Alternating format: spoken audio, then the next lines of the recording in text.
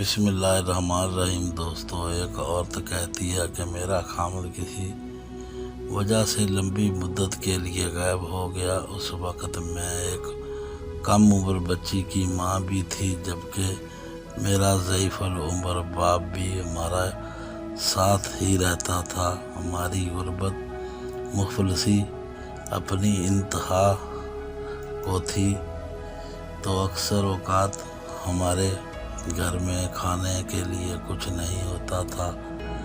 اگر دوپہر کو کچھ کھا لیتے تو رات کو بھوکا سونا پڑتا تھا۔ صبر کے ساتھ ہم ہار میں اللہ تعالیٰ کا شکر ادا کرتے تھے۔ ایک رات تو بھوک اور افلاس نے ہمارا وہ امتحان لیا جو اس سے پہلے کبھی نہ لیا تھا۔ میری بیٹی شدید بیمار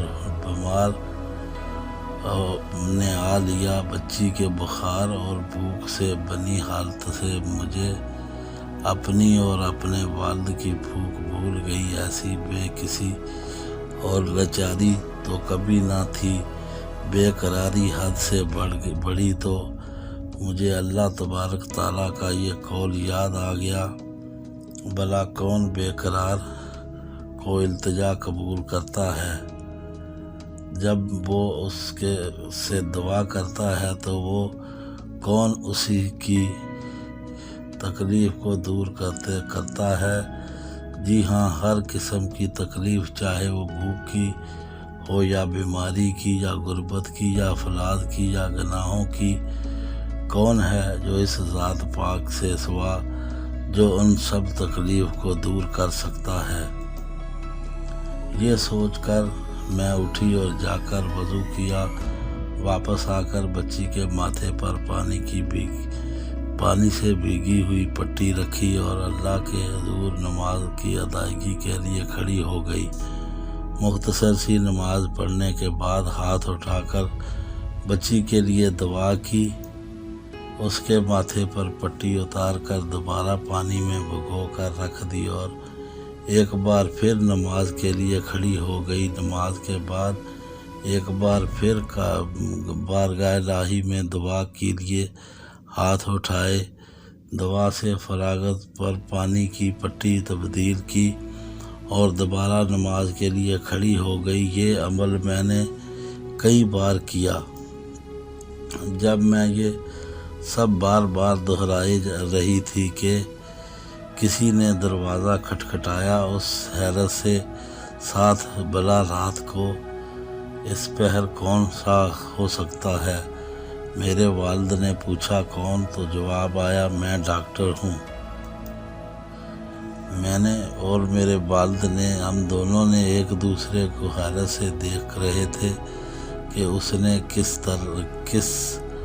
نے بلایا ہے۔ میرے والد نے جو کر دروازہ کھولا، ڈاکٹر نے آتے ہی پوچھا کہ مریضہ کدھر ہے، اور ہم نے سادگی سے بچی کی طرف اشارہ کر دیا۔ ڈاکٹر نے بچی کو چیک کیا، کاغذ پر ایک نسخہ لکھ کر میرے ہاتھ میں تھماتے ہوئے بولا، لائیے میری فیس دیجیے اور میں چلتا ہوں۔ میں آہستگی سے جواب دیا، ڈاکٹر صاحب، ہمارے پاس تو آپ کو دینے کے لیے فیس کے پیسے نہیں ہیں، بلکہ ہمارے پاس تو کچھ بھی نہیں ہے۔ میرا یہ جواب سنتے ہی ڈاکٹر چلا اٹھا اور غصے سے تقریباً دھاڑتے ہوئے بولا کہ اگر فیس دینے کے لیے پیسے نہیں تھے تو مجھے آدھی رات کو فون کر کے کیوں بلایا تھا؟ کیوں مجھے اس طرح بے آرام کیا تم لوگوں نے؟ ڈاکٹر کے منہ سے ٹیلی فون کا سن کر مجھے لگا کہ ڈاکٹر غلطی سے ہمارے گھر آ گیا ہے۔ ہم نے ہمت کر کے اسے جواب دیا، ڈاکٹر صاحب، ہم نے تو آپ کو ٹیلی فون کر کے نہیں بلایا، بلکہ ہمارے پاس تو ٹیلی فون ہے ہی نہیں۔ یہ سن کر ڈاکٹر نے مجھ سے پوچھا، اچھا تو کیا یہ فلاں شخص کا گھر نہیں ہے؟ میں نے کہا، نہیں ڈاکٹر صاحب، فلاں صاحب ہمارے ہمسائے ہیں۔ یہ سن کر ڈاکٹر تھوڑا سا خاموش ہوا، پھر وہاں ہمارے گھر سے نکل کر ہمارے ہمسائے کے گھر میں چلا گیا۔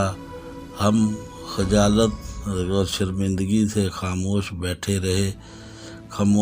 रहे। थोड़ी देर ही गुजरी थी कि डॉक्टर एक बार हमारे घर आ गया। आंख में आंसू और रोंदी हुई आवाज़ में बोला, अल्लाह की कसम तुम्हारे घर से इस वक्त तक नहीं जाऊंगा जब तक तुम्हारा पूरा किस्सा नहीं सुन लूं। और मैंने डॉक्टर को अपना पूरा किस्सा सुना डाला कि किसी तरह मैं बच्ची के माथे पर पानी की पट्टियां रख रही थी और अल्लाह के हजूर दुआ भी मांग रही थी कि डॉक्टर जल्दी से उठकर बाहर चला गया। कुछ देर के बाद हमारे लिए रात का खाना और बच्चे के लिए दवाएं और कुछ घरेलू ज़रूरियात का सामान के साथ लौटा। साथ ही उसने हमें बताया कि मेरी तरफ से हर महीने एक तनख्वाह तुम्हें इस वक्त तक मिलती रहेगी जब तक अल्लाह चाहेगा। जी हाँ दोस्तों, ये अल्लाह और पर